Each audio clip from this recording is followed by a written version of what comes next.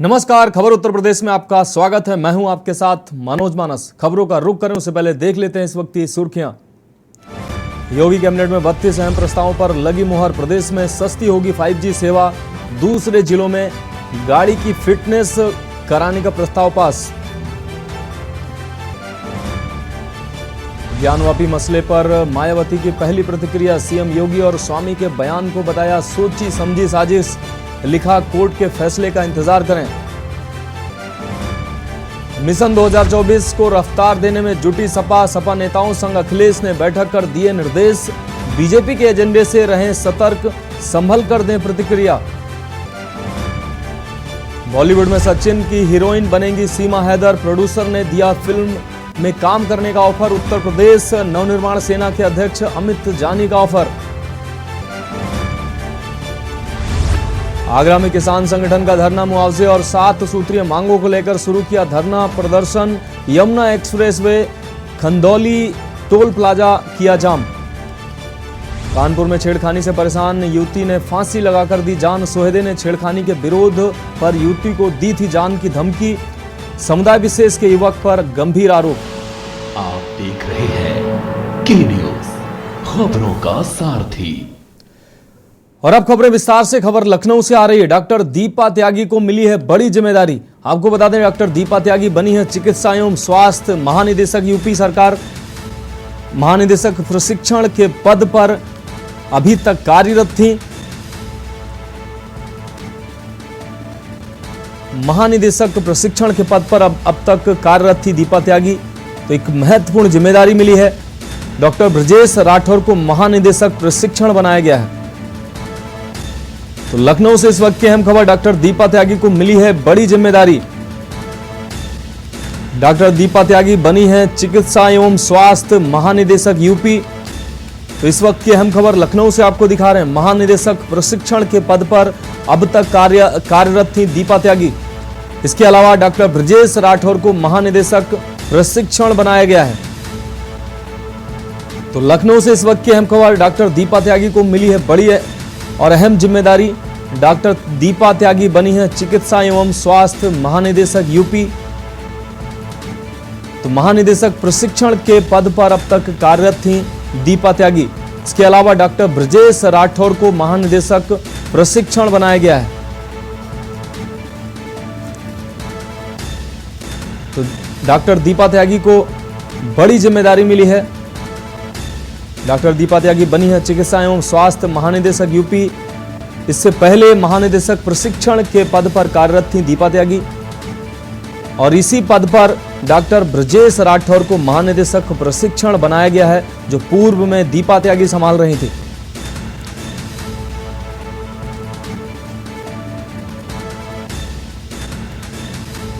और इस खबर पर हमारे सलाहकार संपादक के वक्स सिंह जी हमारे साथ जुड़े हुए हैं। के वक्स सर, अगर बात की जाए दीपा त्यागी को एक अहम जिम्मेदारी मिली है, कितनी बड़ी जिम्मेदारी इनके लिए हो सकती है? इससे पहले प्रशिक्षण का महानिदेशक प्रशिक्षण का कार्यभार संभाल रही थी दीपा त्यागी। देखिए, ये मैडम दीपा त्यागी जो है बहुत ही वरिष्ठ जो है डॉक्टर हैं।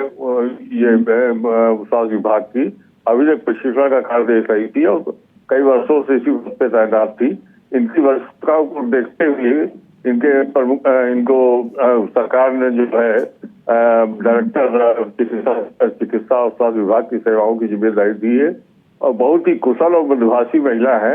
इनके आने से देश की स्वास्थ्य सेवाओं में व्यापक सुधार होगा।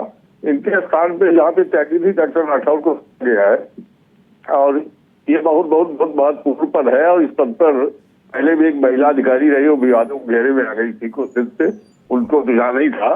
तो ये इनकी नियुक्ति जो है बहुत ही महत्वपूर्ण नियुक्ति। इनके आने से इनके अनुभव का लाभ उत्तर प्रदेश सरकार को, उत्तर प्रदेश की आम जनता को मिलेगा और अस्पतालों को ये लाभ पहुंचा सकेगी।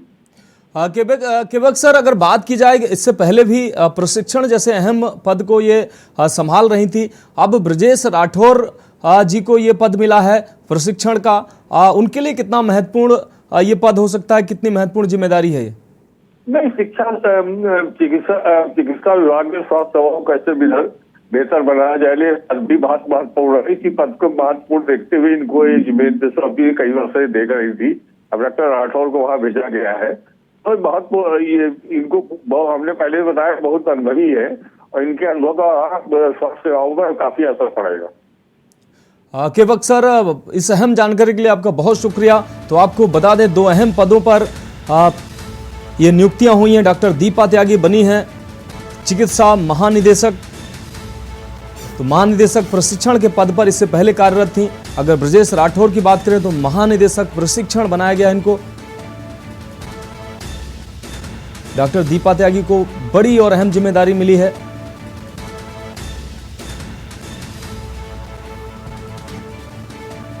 इस बीच कानपुर से अहम खबर आ रही है, आपको दिखा रहे हैं कानपुर से इस वक्त की अहम खबर। पिपरगमा में परेशान युवती से जुड़ी अहम खबर आपको दिखा रहे हैं। गाली गलौज और अभद्रता करने से थी परेशान। युवती ने खुद के घर पर फांसी लगाकर जान दी है। तो इस वक्त की अहम खबर कानपुर से आपको दिखा रहे हैं। गांव के ही अकील नाम के युवक पर गंभीर आरोप लगे हैं। गाली गलौज और जान से मारने की धमकी लगातार मिल रही थी इस युवती को, जिससे वो परेशान थी। युवक की बदसलूकी से आहत होकर उठाया है ये कदम। तो पीड़ित परिवार ने अकील के खिलाफ तहरीर भी दी है। तो कानपुर से इस वक्त की अहम खबर आपको दिखा रहे हैं। बिधनू थाना क्षेत्र के पिपरगमा गांव की यह घटना बताई जा रही है। पिपरगमा में परेशान युवती ने जान दी है। तो इसी खबर पर हमारे संवाददाता मधुर मोहन हमारे साथ जुड़ गए हैं। मधुर, अगर बात की जाए, इस युवती ने आहत होकर ये बड़ा कदम उठाया है, खुद आत्महत्या की अपनी, क्या अहम अपडेट है आपके पास? जी बिल्कुल, आपको बताना चाहेंगे बिधनू थाना क्षेत्र पिपरगवा का ये पूरा मामला है। यहाँ पर एक जो गांव पड़ता है पिपरगवा, यहाँ पे अखिल नाम का एक युवक रहता है, जिसने ही अपने क्षेत्र की रहने वाली युवती से अपराध दी, उसके साथ गाली गलौज की, उसको जान से मारने धमकी दी। तो उससे आहत होकर जो युवती थी उसने सुसाइड किया। उसने अपने घर गई और घर पे जाके अपने पंखे से दुपट्टा लगा के उसने सुसाइड कर लिया। जब सुसाइड किया तो परिजनों को इसकी जानकारी हुई, परिजनों से तत्काल सूचना पुलिस मौके में आके 100 को अपने कब्जे में लेकर पंचनामा के लिए भेज दिया है। और जो तहरीर उसके माता पिता के द्वारा दी गई है, जो मृतका युवती है उसके खिलाफ जो भी तहरीर दी गई, उसके खिलाफ जो अकील है उसके खिलाफ मुकदमा दर्ज कर लिया गया। 306 धारा पर मुकदमा दर्ज किया गया है। मधुर से हम जानकारी के लिए आपको बहुत शुक्रिया। तो आपको बता दें, आहत गाली गलौज से आहत होकर इस महिला ने यह कदम उठाया है। गांव के ही अकील नाम के युवक पर यह आरोप लगे हैं, गाली गलौज का आरोप लगा है अकील नाम के युवक पर। तो खबरों में वक्त एक ब्रेक का है, जल्द हाजिर होंगे। आप देख रहे हैं के न्यूज, खबरों का सारथी। तो ब्रेक के बाद एक बार फिर से आपका स्वागत है। बात करेंगे अगली खबर की। खबर आगरा से है। पायल व्यापारी की हत्या से हड़कंप मच गया है। आपको बता दें, 27 जुलाई को विनोद गुप्ता लापता हुए थे। यमुना नदी में मिला था विनोद गुप्ता का शव। टेम्पो चालक अनिल ने की विनोद गुप्ता की हत्या। तो आगरा से इस वक्त की बड़ी और अहम खबर आपको दिखा रहे हैं। टेम्पो चालक को विनोद गुप्ता ने दिए थे पैसे उधार मांगने पर व्यापारी की हत्या कर दी। गला दबाकर हत्या करने के बाद शव को यमुना में फेंका गया था। तो आपको बता दें, आरोपी टेम्पो चालक को पुलिस ने गिरफ्तार किया है। गुमशुदगी के मुकदमे में पुलिस ने खोला हत्या का ये अहम राज। ट्रांस यमुना थाने का यह मामला बताया जा रहा है। तो इस वक्त की अहम खबर आगरा से आपको दिखा रहे हैं। आरोपी टेम्पो चालक को पुलिस ने गिरफ्तार किया है। गला दबाकर हत्या करने के बाद शव को यमुना में फेंका गया था। आरोपी टेम्पो चालक को पुलिस ने गिरफ्तार किया है। गुमशुदगी के मुकदमे में पुलिस ने यह अहम राज खोला है। ट्रांस यमुना थाने का यह मामला बताया जा रहा है।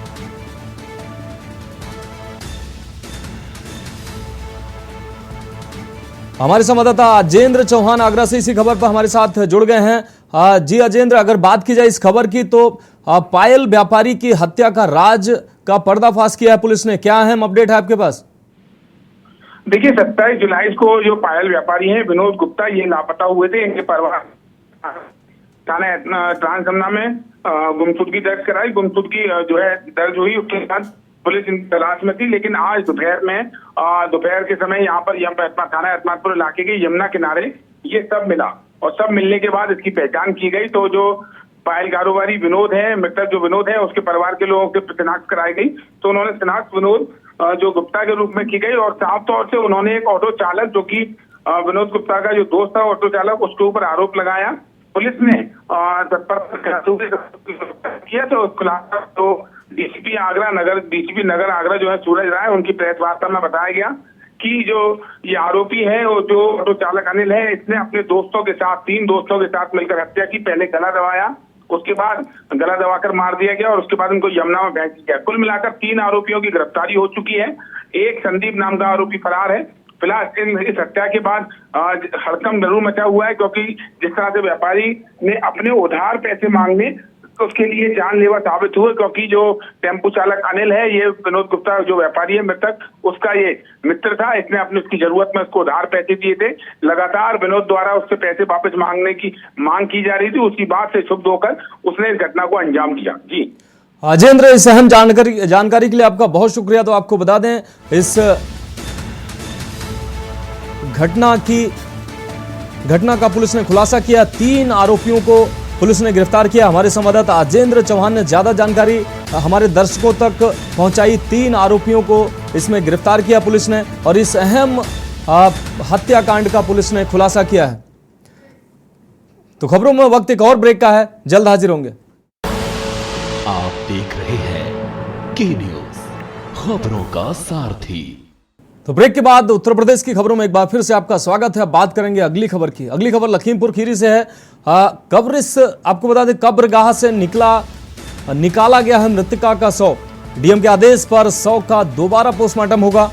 मृतका के भाई ने डीएम को प्रार्थना पत्र दिया था, जिसके बाद आपको बता दें, रुबीना के शव को बाहर निकाला गया है। रुबीना की ससुराल पक्ष के लोगों ने की थी हत्या। मृतका के भाई ने दोबारा पोस्टमार्टम कराने के वास्ते डीएम को एप्लीकेशन दिया था, जिसके बाद मृतका के शव को कब्रिस्तान से बाहर निकाला गया है। कब्रिस्तान में कब्र से निकाला गया है महिला का शव। भारी पुलिस फोर्स के साथ एसडीएम भी मौके पर मौजूद रहे।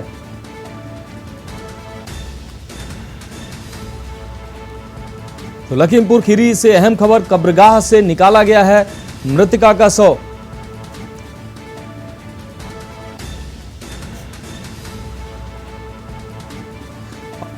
और इसी खबर पर ज्यादा जानकारी के लिए हमारे संवाददाता विनीत हमारे साथ लखीमपुर खीरी से जुड़ गए हैं। विनीत, क्या अहम जानकारी इस खबर में है? रुबीना की जो रुबीना का शव है, दोबारा से उसको कब्रगाह से उसको निकाला गया है डीएम के आदेश के बाद। क्या अहम जानकारी है इस खबर पर आपके पास?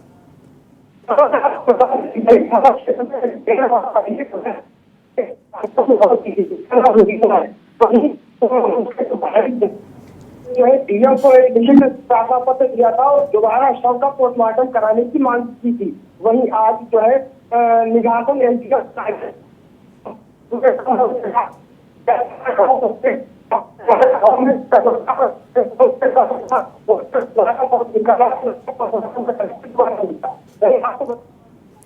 मृतका के भाइयों ने जो है दहेज हत्या के लिए जो है जताई थी आशंका की दहेज के चलते की गई थी हत्या ससुराल पक्षियों ने। विनीत, इस अहम जानकारी के लिए आपका बहुत शुक्रिया। तो लखीमपुर से हमारे संवाददाता विनीत हमारे साथ जुड़े हुए थे, जिन्होंने अहम अपडेट दिया। तो आपको बता दें, मृतका के भाई ने दोबारा पोस्टमार्टम कराने के वास्ते डीएम को प्रार्थना पत्र दिया था। तो कब्रिस्तान में कब्र से निकाला गया महिला का शव। खबरों में वक्त एक और ब्रेक का है, जल्द हाजिर होंगे। आप देख रहे हैं के न्यूज, खबरों का सारथी। ब्रेक के बाद एक बार फिर से आपका स्वागत है। बढ़ेंगे अगली खबर की ओर। खबर आगरा से आ रही है। टोल प्लाजा पर किसान संगठनों का धरना सामने आया है। Yamuna expressway Khandauli toll plaza पर यह धरना प्रदर्शन दिया जा रहा है। मुआवजे और 7 सूत्रीय मांगों को लेकर यह धरना दिया जा रहा है। आपको बता दें, भूमि अधिग्रहण में दिए मुआवजे की मांगों को लेकर धरना दिया जा रहा है। भारतीय हलधर किसान यूनियन का अनिश्चितकालीन यह धरना Yamuna express way Khandauli toll plaza का ये मामला। हल्दर किसान यूनियन की ओर से ये धरना प्रदर्शन किया जा रहा है। 7 सूत्रीय मांगों को लेकर यह धरना प्रदर्शन किया जा रहा है। भारतीय हल्दर किसान यूनियन का ये अनिश्चितकालीन धरना Yamuna express way Khandauli toll plaza के ये मामला है। आगरा से इस वक्त की अहम खबर, टोल प्लाजा पर किसान संगठन का धरना।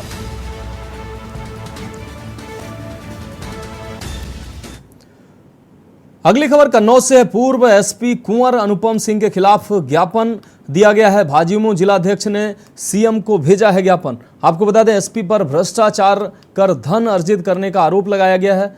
बीजेपी कार्यकर्ताओं पर फर्जी केस दर्ज करने का भी आरोप लगा है। एसपी के चहेते एसआई राजकुमार सिंह पर भी ये आरोप लगे हैं। तो कन्नौज से इस वक्त की बड़ी और अहम खबर आपको दिखा रहे हैं। एसपी पर भ्रष्टाचार कर धन अर्जित करने का आरोप लगा है।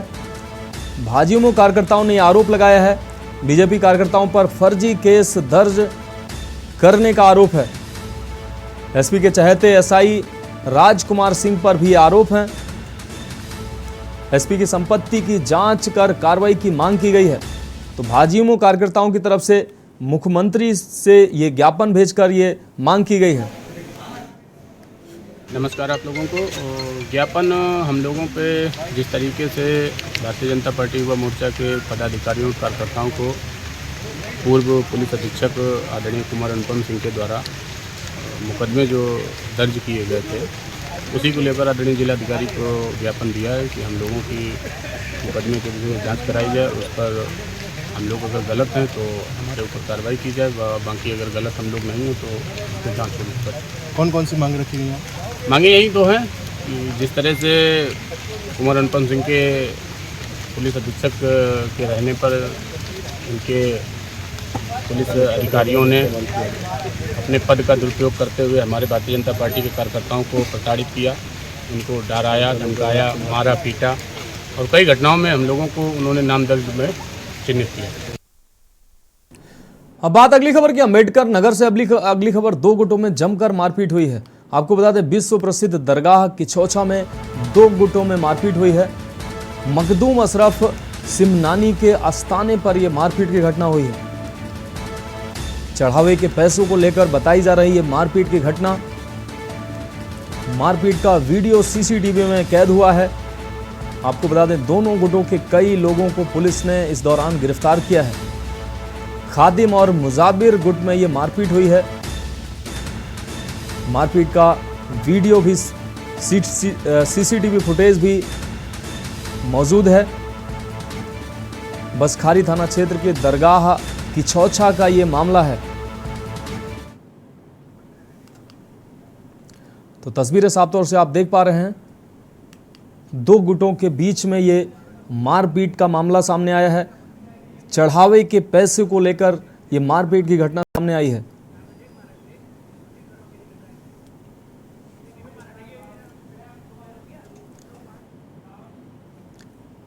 अगली खबर कानपुर से है। नगर निगम ने रोबोट मशीन से कराई है सीवर की सफाई। आपको बता दें, 40 लाख रुपए की लागत से खरीदी गई है रोबोट मशीन। 20 फीट तक रोबोट उतरकर सिल्ट की सफाई कर सकेगा। तो डिजिटल हाई डेफिनेशन क्वालिटी के कैमरे से सुसज्जित है ये रोबोट। 20 फीट तक नाले में घुसकर ये सफाई कर सकेगा। सफाई के दौरान सफाई कर्मियों की हो चुकी है कई मौतें होने के बाद ये कदम उठाया गया है। जिस तरीके से सफाई के दौरान कई सफाई कर्मियों की मौत लगातार होती रही है, ऐसे में रोबोट से सफाई करने का अब निर्णय लिया गया है। मैं अमित सिंह, साइट इंजीनियर, जलकर विभाग, प्रयागराज मंडल से, जेन रोबोटिक टीम से। ये जो बंडुकेट मशीन है वो न्यूमेटिक प्रोसेस पे वर्क करती हुई है। इसके अंदर 4 कैमरे लगाए गए हैं, प्लस इसका गैस सेंसर भी लगाया गया है। इस मशीन की जो क्षमता है वो 25 से 30 जो फीट नीचे है जाकर के मैनहोल की सफाई करके, मतलब आप अप्रॉक्सीमेशन मानिए कि अगर 3 मंजिला भी नीचे हमारा मैनहोल है तो उस 3 मंजिले नीचे मैनहोल तक की सफाई हम लोग बहुत ही प्रॉपर तरीके से इस मशीन की सहायता से कर सकते हैं। वार्ड 92 है, किदवई नगर दक्षिण लगता है केवलात, और आज मैं ये कहूँगा चुनाव जीतने के बाद दो चीज़ें सौगात में मिली, एक बरसात और एक सीवर। जब मैं इस वार्ड में आया हूँ तो मुझे बरसात को देखना और सीवर को झेलना दो मिला, तो मैंने सोचा कि ये काफ़ी लंबे समय मैंने जब इसका निरीक्षण किया तो मुझे पता चला विराट नगर से नवस्था चौराहे तक एक गहरी सीवर लाइन जा रही जो 20 फुट गहरी सीवर लाइन है। मैंने जीएम से लगातार दबाव बनाया, उनसे मैंने कहा कि सीवर लाइन को साफ किया जाए, तो उन्होंने कहा मैनुअल नहीं हो सकता है। और उन्होंने मुझे बताया कि एक रोबोट खरीदा गया जो केरल से, उसकी कीमत 30 से 35 लाख रुपए है और यहाँ के महापौर के द्वारा उनकी पहल करने के पर ये रोबोट आया है। और कानपुर में ये पहली बार, लगभग मैं 1 महीने से उसको परसू कर रहा था, लेकिन आज वो दिन और समय तय हुआ कि मेरे वार्ड में, कानपुर महानगर मेरे वार्ड में आई है, रोबोट उतरा है। और रोबोट का मैं जो देख रहा हूँ और जो संचालन कर रहे हैं, मुझे लगता है कि कानपुर महानगर में जो हादसे हुआ करते थे सीवर और गहरी पाइपलाइन और इसका जो गैस निकलती थी उससे जो मौतें हुआ करती थी मजदूरों की, वो नहीं होने वाली है। और ये बहुत सुविधाजनक है। इसको ये मैं कह सकता हूँ कि कोई भी व्यक्ति टाई और सूट में आकर भी इस मशीन के द्वारा नाले की सफाई कर सकता है। तो कानपुर नगर निगम प्रशासन का ये अभिनव पहल, जिससे लगातार सफाई कर्मियों की मौतें हो रही थी, तो उस पर अब रोक लगेगी और तकनीकी का सही और सुचारू इस्तेमाल कानपुर नगर निगम ने किया है। तो खबरों में अभी के लिए इतना ही, मुझे दीजिए इजाजत और आप देखते रहिए के न्यूज़ इंडिया।